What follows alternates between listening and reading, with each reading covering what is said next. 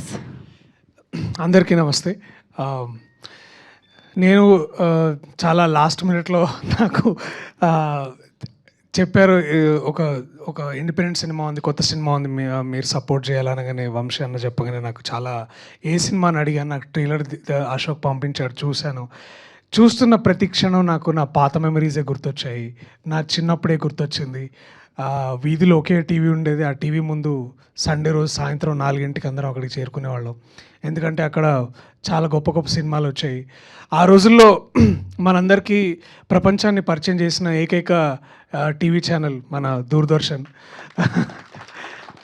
అట్లాగే I think radio కూడా, మనం నేను రేడియో వింటూ పెరిగాను చిన్నప్పుడు. అంటే టీవీ రాకముందు విషయం చెప్తున్నాను నేను. అట్లా ఎన్నో మెమరీస్ ఉన్నాయి, ఎన్నో కథలు ఉన్నాయి. ఆ సినిమా చూసి నెక్స్ట్ డే మార్నింగ్ అదంతా ఎలా ఉంటుందో, ఆ విషయాలన్నీ ఎలా మాట్లాడుకుంటాం చాలామందికి ఆ కాలం వాళ్ళకి తెలుసు. అదంతా నేను కూడా మల్లేశం సినిమా చేస్తున్నప్పుడు అలాంటి సీన్లు రాపించుకొని అవన్నీ చేయడం జరిగింది. అండ్ అలాంటి ఒక సాయంత్రం పూటే నేను స్వయం కృషి అనే సినిమా చూశాను. చిరంజీవి గారు అంటే ఎలా ఉంటారో తెలుసుకున్నాను. అలాంటి ఒక సాయంత్రం పూటే నేను సాగర్ సంగమం అనే ఒక సినిమా చూశాను. అలాగా చెలించిపోయి ఎప్పుడైనా నేను నటుడిని కావాలని అనుకున్నాను. ఇవాళ మీ అందరి ముందు ఇలా నించోగలిగాను. ఎక్కడో ఒక దగ్గర ఈ దూరదర్శన్ కూడా మా జర్నీలో ఒక పార్ట్, మమ్మల్ని తీసుకురావడానికి కూడా ఒక పార్ట్. అండ్ ఇందాక మీరు మాట్లాడుతుంటే అవన్నీ అందరూ అన్నట్టు చాలా లైక్ ఒక చిన్న రీవైండ్, ఒక టైం క్యాప్సూల్. మీ భాషలో, మీ గొంతులో ఆ చిన్న టైం క్యాప్సూల్లో ఏదో ఉంది.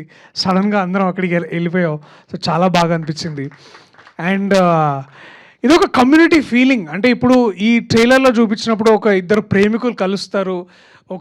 ఒక సంస్కృతిలో, తెలుగు భాషలో ఇలాంటి ఎన్నో కథలు ఉన్నాయి మనం చెప్పుకోవడానికి. ఎంతోమంది పుస్తకాలలో కూడా రాశారు. ఎంతోమంది ఇప్పుడు కూడా కథలుగా చెప్పుకుంటారు. అప్పట్లో ఏంట్రా మీకేం తెలుసురా అని చెప్తుంటే మా ఇంట్లో కూడా సరేలే ఏదో లెక్చర్ లాగా అనిపిస్తుంది కానీ, బట్ తర్వాత మేము నెమరు వేసుకొని చూస్తే ఇవన్నీ బాగా అనిపిస్తాయి. సో ఈ ట్రైలర్లో ఇలాంటి కథను తీసుకొచ్చినందుకు ముఖ్యంగా దర్శకులకి, నాకు రైటర్స్కి నా ప్రత్యేక కృతజ్ఞతలు. Thank you so much for doing this.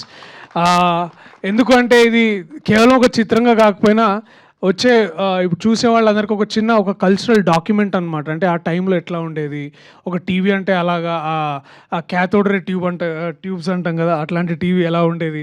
ఇవన్నీ ఇప్పుడు ఏంటంటే ఇవన్నీ చేయాలంటే మళ్ళీ నాగశ్విన్ లాంటి ఒక మంచి డైరెక్టర్ వచ్చి ఒక మహా లాంటి ఇలాంటి సినిమాలో తీస్తే ఇలాంటి ఆర్టిఫాక్ట్స్ బయటకు వస్తాయి. కానీ కేవలం నాగశ్విన్ లాంటి వాళ్ళే కాదు, ఇట్లాంటి కార్తికేయ లాంటి వాళ్ళు కూడా తీయొచ్చు, ఇట్లాంటి సువీక్షిత్ లాంటి వాళ్ళు కూడా దీని వెనకాల నుండి దాన్ని ముందుకు తీసుకురావచ్చు అనే ఆ విషయం.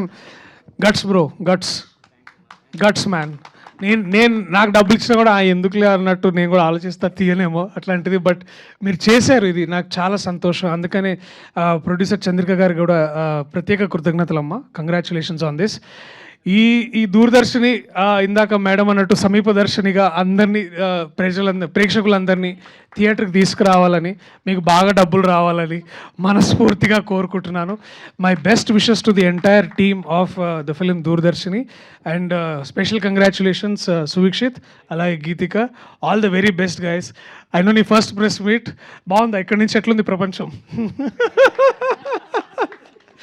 ఇట్లాంటి ఇంకా ఎన్నో జరగాలి మీ లైఫ్లో, మీ ఇద్దరు లైఫ్లో అని మనస్ఫూర్తిగా. అలాగే మీకు కూడా my best wishes to the entire team. All the very best. స్వతంత్ర చిత్రాలు, independent cinema has to live, survive and thrive in Telugu cinema, Telugu film industry. So please support.